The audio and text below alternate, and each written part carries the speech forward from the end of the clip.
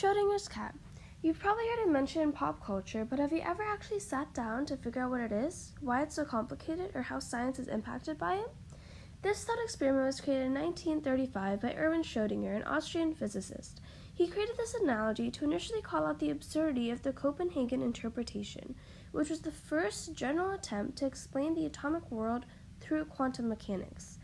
This interpretation was mainly founded by Niels Bohr along with other scientists. Their explanation of what is now called the Copenhagen interpretation is that quantum particles exist in all their possible states at once, known as coherent superposition, and that they are only forced to choose a state when we observe them. A recent study focused on electrons when they behave as waves showed that they can simultaneously move through multiple parts of a barrier and meet on the other side. This is known as interference. They found when using an electronic observer whose observation could be weakened or strengthened that interference occurred less the more it was observed. This same theory can be applied to Copenhagen interpretation.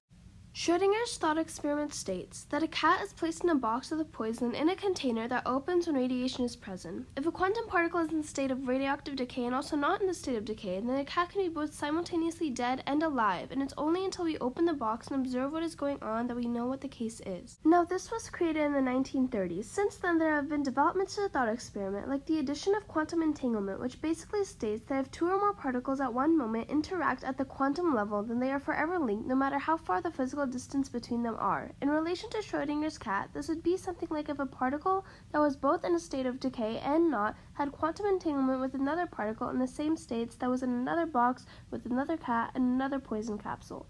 So both those cats in theory would be simultaneously dead and alive, no matter how far apart they are.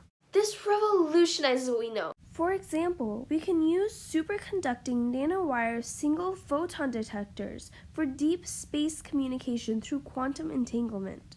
Or this could also help us in the field of quantum computation. Traditional computers perform calculations through bits that exist as ones or zeros. In quantum computers, coherent superposition can be applied and numbers can be 1 and 0 at the same time, adorably known as qubits.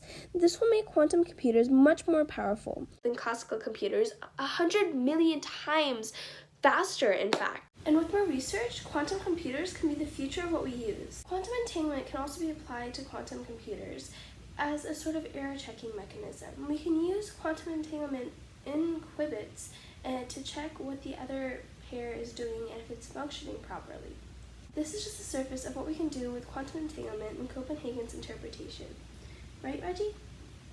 Right, Reggie?